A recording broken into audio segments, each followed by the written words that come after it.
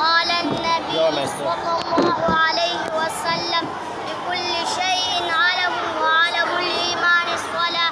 نبी करीम सल्लल्लाहु अलैहि वसल्लम फरमाली कि हर यो चीज न पारे यो न कभी ईमान न कमूंजे أو ده إيمان نقبل ईमान न कमूंजे बिस्मिल्लाह الرحمن الرحيم الحمد لله أعوذ بالله بسم الله بيوه أعوذ بالله من الشيطان الرجيم بسم الله الرحمن الرحيم الحمد لله رب العالمين والصلاة والسلام على رسوله محمد وآله وصحبه أجمعين.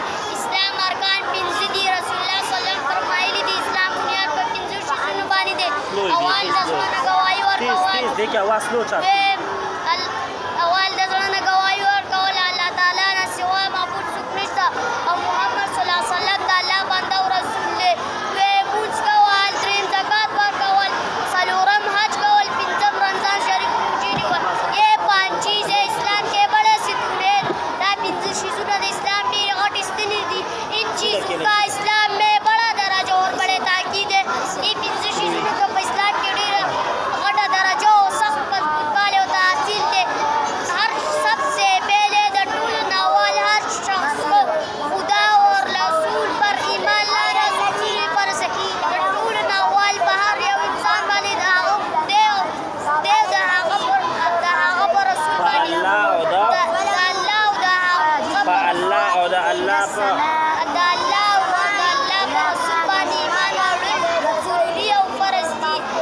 د ټولو ناوال په هر یو انسان باندې د الله او د الله په رسول باندې ایمان راوړل ضروري او فرض دي. بلا ایمان کی کوئی عبادت قبول نہیں ہوتی. بغیر د ایمان نے چاہے یو عبادت اب نہ قبلیږي. اول کلمه ایمان کا مطلب یہ ہے کہ دل سے اسلام کا کلمہ پڑھ. د ایمان مطلب دا ہے د زړه نه د اسلام کلمه ویل. ان چیزوں کا اسلام ان تمام باتوں کو مانو جو قرآن اور حدیث سے ثابت ہے. دا د زړه نه هغه خبرې منل چې د قرآن او د حدیث نه ثابت دي. قرآن او د حدیث نه ثابت إن تمام باتوں کو مانو. ان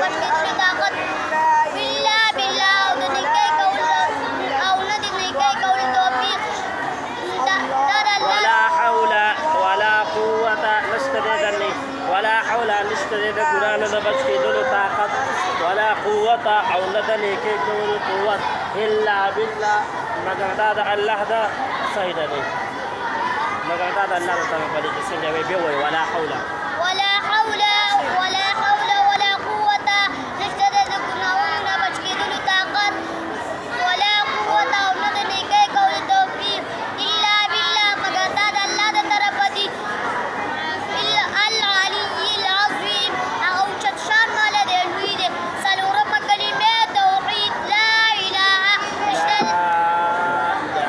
لا اله نشته للحق عبادت اله دوه ځله وایه لا إله نشته لحق عبادت إلا الله سوى د والله نه وحده هغه یو دی وحده هغه یو دی لا شریک له هغه څه بل څوک شریک نشته له الملک هغه بادشاه دی وله الحمد هغه دپاره حمدونه له الملک هغه دپاره بادشاهي ده وله الحمد وله الحمد وله الحمد هغه دپاره حمدونه دي یحیي ژوندي کول کوي یحیي ژوندي کول کوي یحیي ژوندي کول کوي ویمیت مړه کول کوي وهو حی لا یموت هغه دپاره من نشته هغه همیشه ژوندی دی ذوالجلال والاکرام ابدا ابدا همیشه همیشه ذوالجلال والاکرام هغه عظمت والا دی او بزرګۍ والا دی ولا حول ولا قوة لا حول